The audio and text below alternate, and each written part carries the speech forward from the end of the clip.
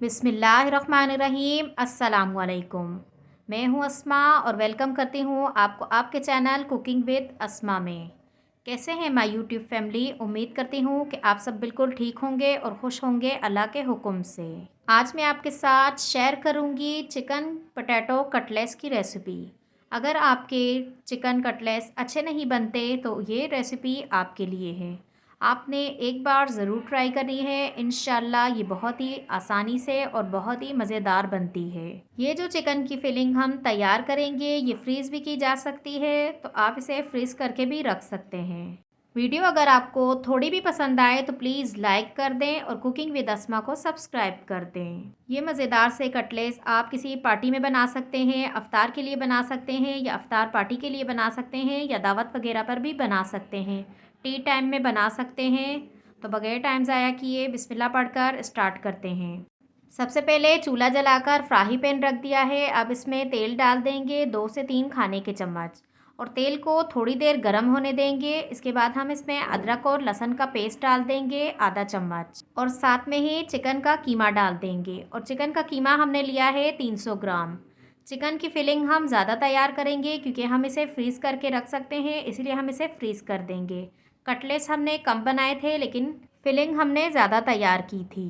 Chicken को 1-2 minute ही पकने दिया है तो चिकन का कलर भी चेंज हो गया है और अदरक लहसुन का कच्चापन भी थोड़ा ख़त्म हो गया है। तो अब हम इसमें कुछ हरे मसाले डाल देंगे।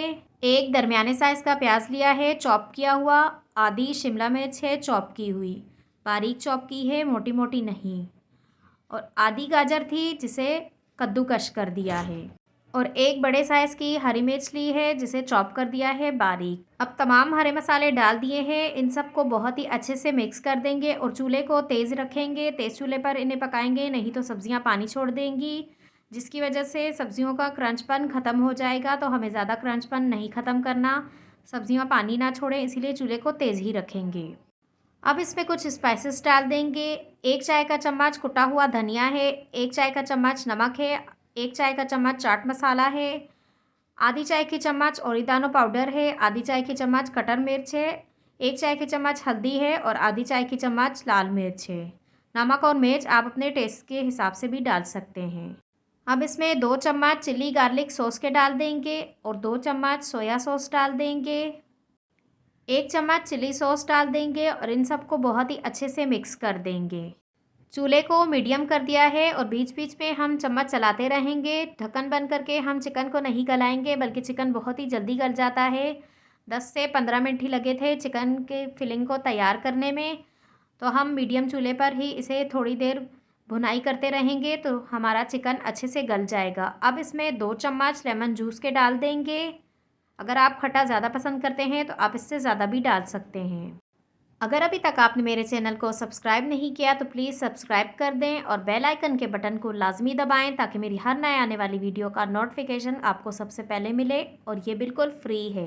अब इसमें थोड़ा सा हरा धनिया डाल देंगे और अच्छी तरह मिक्स कर देंगे। चूल्हे को तेज़ करके 1-2 मिनट तक इसकी अच्छे से भुनाई कर लेंगे ताकि अगर चिकन में कोई पानी वगैरह हो सब्जियों का या फिर चिकन का तो बिल्कुल खुश्क हो जाए। पानी बिल्कुल भी नहीं रहना चाहिए, फिलिंग में एकदम खुश्क होना चाहिए। अब पानी एकदम ड्राई हो गया है, चूल्हे को बंद कर देंगे और इसे चूल्हे से उतार देंगे और फिलिंग को एकदम ठंडा कर लेंगे। पूरी तरह से ठंडी होनी चाहिए, गरम गरम फिलिंग नहीं डालते, ठंडी डालते हैं। आधा किलो आलू लिए हैं जिन्हें बॉईल कर दिया है और फ़ौरन से पानी से निकाल देंगे। पानी से निकालने के बाद फ़ौरन फ्रीज़र में रख देंगे। अगर पानी में ही छोड़ देंगे तो आलू नरम पड़ जाएंगे, जिसकी वजह से कबाब या कटलेट्स वगैरह बनाने में बहुत ही मुश्किल होती है, इसीलिए फ़ौरन से निकाल देने चाहिए। और कद्दूकश करके अब इस पर हरा धनिया डाल देंगे। आप अपने टेस्ट के हिसाब से कम या ज़्यादा डाल सकते हैं, मैंने 1 मुट्ठी डाला है। चंद पत्ते पुदीने के ले लेंगे जिन्हें बारीक काट कर डाल देंगे। अब इसमें आधा चम्मच नमक डाल देंगे और आधा चम्मच काली मिर्च पाउडर डाल देंगे। नमक और मिर्च आप अपने टेस्ट के हिसाब से भी डाल सकते हैं। और 5 से 6 टेबल स्पून ब्रेड क्रम्स के डाल देंगे। ब्रेड क्रम्स मैं होममेड इस्तेमाल कर रही हूँ, अगर आपके पास ना हो तो आप रेडीमेड भी इस्तेमाल कर सकते हैं। ब्रेड क्रम्स की रेसिपी मेरे चैनल पर मौजूद है, अगर आपने नहीं देखी तो लिंक आपको डिस्क्रिप्शन बॉक्स में मिल जाएगी, तो आप वहाँ से भी देख सकते हैं। और 3 से 4 चम्मच के जितना इसमें मैदा डाल देंगे और अच्छे से मिक्स कर देंगे। जब आप अच्छे से मिक्स कर लेंगे तो अगर मिक्स करने के बाद नरम लग रहा हो तो इसमें 1-2 चम्मच के जितना आप मैदा और भी डाल सकते हैं। मैंने नहीं डाला था, आपको महसूस हो तो आप डाल दें। और नरम हाथ से मिक्स करना है, ज़्यादा दबा दबा कर मिक्स नहीं करेंगे, नहीं तो आलू पानी छोड़ देंगे। सबसे पहले ऑयल से हाथों को ग्रीस कर लेंगे और एक बड़े साइज़ का बॉल तैयार कर लेंगे। अब बोल को थोड़ा सा फैला दें पहले और इसे एक ऐसी शेप दें जैसे कि कटोरी हो।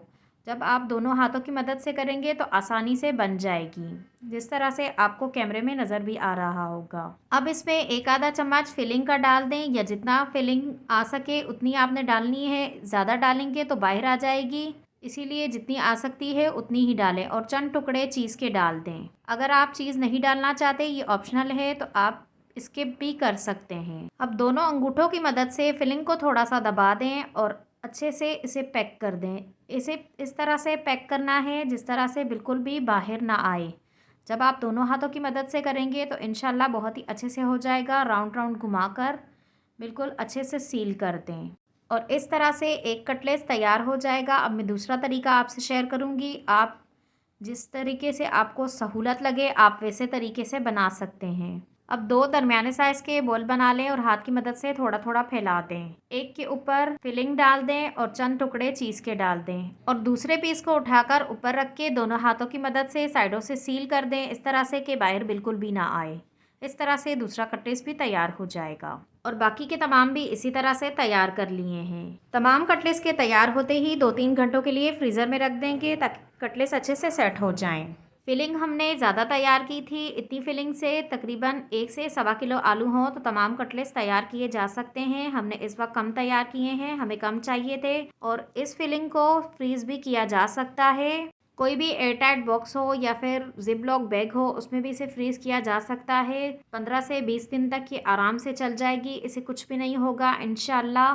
रमज़ान में वैसे भी बहुत कम टाइम होता है, तो इस तरह की फिलिंग्स वगैरह तैयार हों तो बहुत ही आसानी होती है कटलेट्स वगैरह बनाने में। तो आपने भी तैयार करके रख लेनी है, इंशाल्लाह आपको बहुत ही सहूलत होगी रमज़ान में। फिलिंग को फ्रीज़ करने से पहले आपने एक चीज़ का ज़रूर ख़याल रखना है कि फिलिंग एकदम ठंडी हो, गर्म बिल्कुल भी नहीं होनी चाहिए, नहीं तो ये ख़राब हो जाएगी। तो आपने ठंडा करके ही फ्रीज़ करना है और इसके बाद तो आपको कुछ करना ही नहीं है, बस आपने फिलिंग निकालनी है और आलू बॉईल करने हैं और आपके मज़ेदार फटाफट से कटलेट्स तैयार हो जाएंगे इंशाल्लाह। कोटिंग के लिए 2 अदद अंडे ले लिए हैं। इसमें 2 पिंच काली मिर्च डाल दें और 2 पिंच ही नमक डाल दें। अब इसमें 2 चम्मच कॉर्नफ्लावर डाल दें और 1 चम्मच चावल का आटा डाल दें। अगर आपके पास ना हो तो आप मैदा भी डाल सकते हैं। 1-2 चम्मच के जितना पानी डाल देना है और बहुत ही अच्छे से मिक्स करना है ताकि कोई गुठली वगैरह ना रहे। 1 कप ब्रेड क्रम्स ले लिया है, अंडे में कोट करेंगे पहले कटलेट्स को और फिर ब्रेड क्रम्स से अच्छे से कोट कर देंगे और फिर हम फ्राई कर लेंगे। तेल को गरम कर लिया है, शैलो फ्राई होंगे। एक एक करके तमाम कटलेट्स डाल देंगे। तेल बहुत ज़्यादा गर्म नहीं होना चाहिए, नॉर्मल सा गर्म होना चाहिए। 3-4 मिनट लगेंगे कटलेट्स को फ्राई करने में। तमाम चीज़ें हमारी पकी हुई हैं, हमें ज़्यादा नहीं पकाने, इसीलिए 3-4 मिनट ही काफ़ी होंगे। उलटते पुलटते हुए हम इन्हें पका लेंगे। 1-2 बार हम पलटेंगे तो हमारे कटलेट्स दोनों तरफ से बहुत ही अच्छे प्यारे गोल्डन ब्राउन हो जाएंगे। तो हमें इतनी देर ही पकाना है, हमें ज़्यादा देर नहीं पकाना। इसके बाद हम निकाल लेंगे। हमारे तो एक बार में तैयार हो गए हैं, आपके अगर ज़्यादा होंगे तो आप इसके बाद दोबारा से भी इसी तरह से फ्राई कर लें। अब करीब हमारे सारे कटलेट्स तैयार हैं। एक एक करके हमने तमाम कटलेट्स भी निकाल दिए हैं। अब हमारे तमाम कटलेट्स तैयार हैं। यकीन माने बहुत ही मज़ेदार बने थे। वीडियो अगर आपको थोड़ी भी पसंद आए तो लाइक करें और शेयर कर दें फैमिली फ्रेंड्स के साथ। अब मैं आपको इसका साउंड भी सुना देती हूँ। मेरी दुआ है कि आप सब जहाँ भी रहें हंसते रहें, मुस्कुराते रहें, अपना और अपने वालिदैन का ख्याल रखें और मेरे साथ इसी तरह जुड़े रहें। मुझे भी दुआओं में याद रखें। चलें इजाज़त दें, चलती हूँ, फिर मिलूँगी इंशाअल्लाह एक नई वीडियो के साथ। अल्लाह हाफ़िज़।